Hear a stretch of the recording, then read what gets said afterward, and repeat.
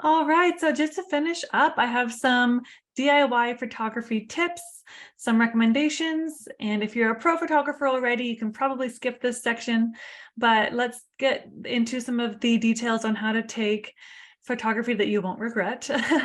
So first things first is when you are looking to get photography done for your website, just reach out to your community, reach out to your friends, to your family members, to your kids' friends, or to, that person that has great Facebook photos, and invite them to support you in taking some photos.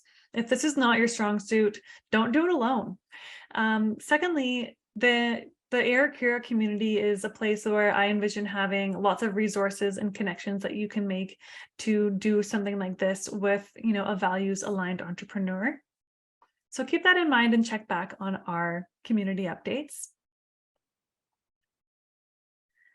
In terms of your photography day, intentionally choose a time of day that has good lighting. And if you want to do outdoor photos, be careful that the sun is not too high so that it casts shadows on your face. I myself am not a photographer, but I've heard earlier in the morning and later into the evening are great times for outdoor photos where you have lots of natural light, but it's not going to be blaring and too bright. Something like golden hour is the name of it. So be aware for outdoor photography. Also, do your best to do your indoor photography near windows so that you can have natural light. It just comes across so much better on film or on camera. So intentionally plan your photography day, which we talked about last time, but when you're actually getting out there to do it, make sure the time of day and the natural lighting is in your favor. Next thing is to use a decent camera, like a high quality camera. And these days, a smartphone is plenty good enough. Always, always wipe your lens clean with a soft fabric. Don't go about and do the entire photography day with fingerprints or blur on your camera lens. So I often, this is my everyday life, it's the bottom of my shirt, and same with the selfie cam. If I'm doing selfies, I wipe them before any photo. So it's just a habit, and definitely do this when you're doing your photography day. And now about holding the camera and angles. So this sometimes just takes a lot of practice. And I'm going to show you some examples of the photography day that I did with my sister and mom, so you can see. But generally, if you're taking pictures of subjects on a table, for example, like a plate of food that you've beautifully created and you want to use that picture on your website, you're going to want to try multiple angles until you find that right spot. So portrait mode, if you have portrait mode, and then backing up and taking it at a, slant and getting some of the countertop in the background, and getting maybe a fork or a napkin or something like that in the photo can really help a beautiful depth and give you more background to play with if you need to center it differently when you're cropping it and putting it on different parts of your website. So play with your angles when you're taking pictures of food on the counter or your workstation or whatever it might be, and take lots of angles. Also, go ahead and try some of the overhead ones. Just make sure that you're not casting a shadow from where the overhead lighting is. So you might have to try the other side if you're casting a shadow. And then the big one for your headshots, your environment shots, your landscape shots as well, is to be careful with the angles and try to avoid this type of a thing. And it's going to make a lot more sense when I show you the examples, but if someone's taking photos for you, check in and see what they look like before you continue with the rest of the photo shoot. Because if you're doing an angle sort of like this, the lines in the room, in the background of the room, might look slanted and wonky, even though the camera is pretty straight. So try to hold it upright is one thing that I've discovered. So get your photographer to hold the camera upright and not like this and take a photo down on you, but hold it flat, and they can back up and move forward and, you know, zoom in and out to get it framed the way they like it. But ask them to avoid doing this. Even if you think this is my good angle coming down, it's just not going to look as professional as it could. And now I'll show you on screen share what I mean. Alrighty, so this photo shoot day was 150 photos. And then I drag and dropped my favorite into Carlium photo shoot favorites. I have a photo for community in stock and another day that I was in a co-working space. And so anyways, back to the point of angles. Here's what I meant by the angles. Now, when we first started the photo shoot this day, Bree, my sister, Bree, was holding the camera a little bit like slanted. And as you can see, this line in the background is not straight, and the desk is not straight either. And then, where's another good example? No, that one's obviously crooked and wonky. And she was taking a few photos from slightly to my left. She was slightly to my left and shooting towards me. So the phone was, and she was shooting slightly down too. And then I showed her, I'm like, okay, let's correct these lines because it's going to be really hard to crop and adjust this photo to make it look realistic, like make it look, you know, pretty profesh. So I took a sample for her and I stood directly behind the desk and held the camera straight up and down, even though that looks crooked too. But in these photos, I was trying to portray to her to stand back and hold the camera flat and straight at me, and then put me in the center of the shot in that way. And it came across much more, you know, even, and it was a lot easier to crop these images and choose the pieces that I wanted, rather than have to like stretch them and do funny things that photographers probably know how to do that I don't know how to do. So then, you know, we got a few more, a little bit, that's a portrait mode one on the same day. And we just took a ton of photos.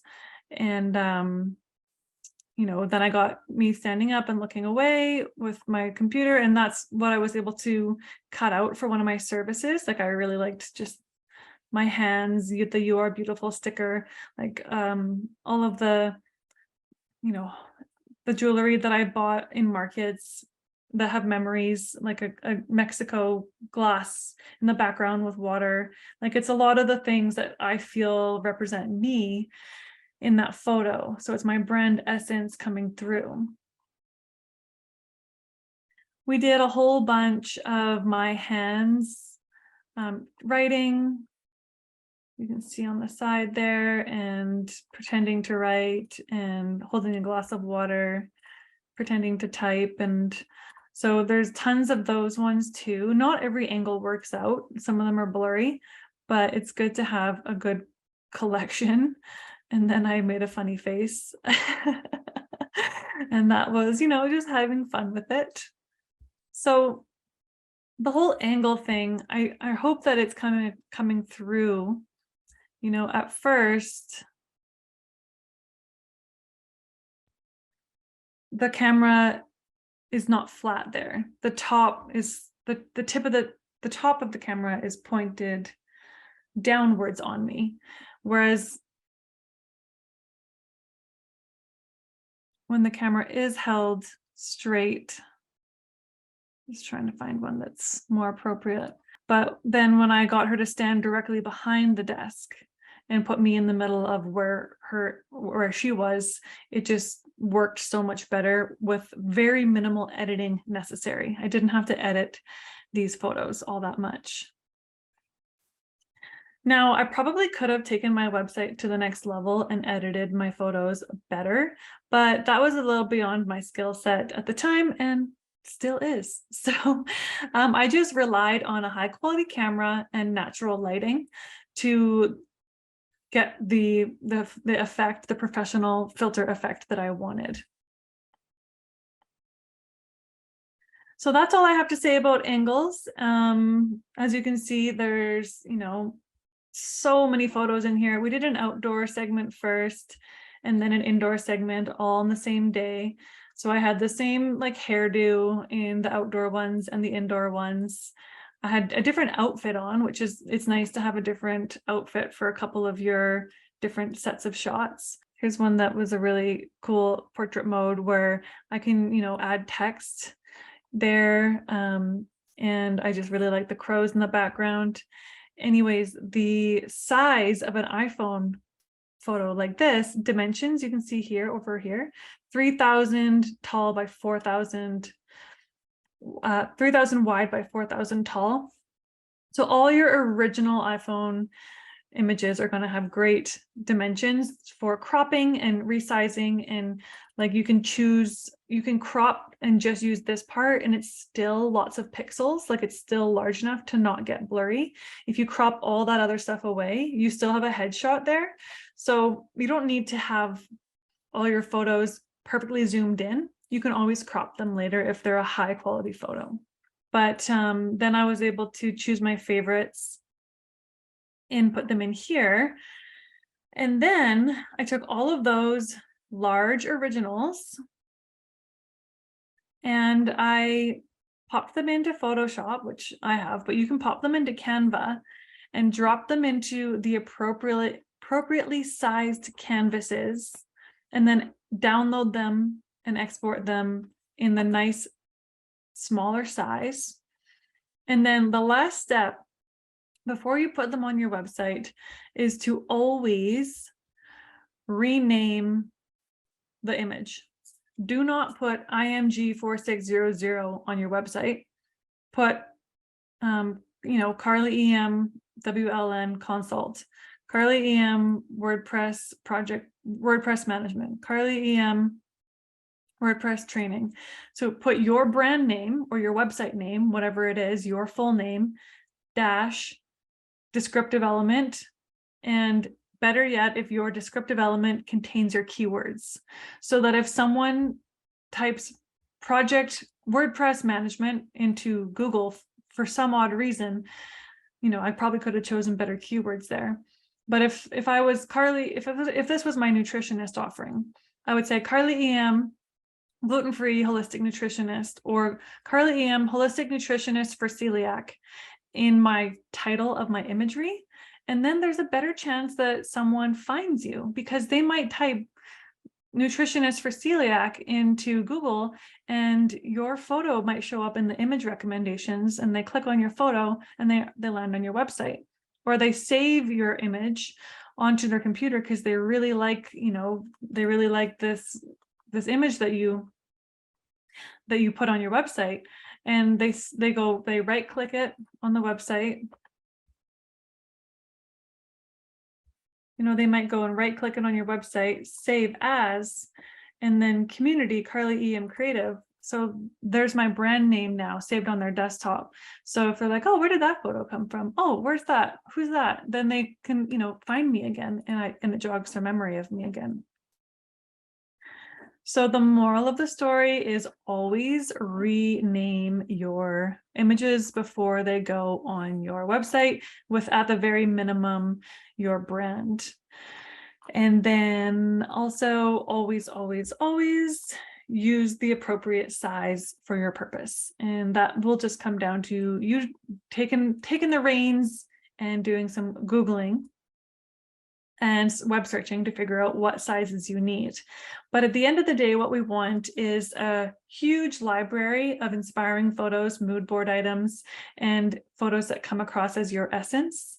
Then we want some downloads of stock photography, and we want a custom photo shoot day. And then you pop each of those onto your Canva, into your templates, and you download them all, label them all, and then away you go, and they go on the website, and you're one step closer to being launched, seen, and found by your soulmate clients.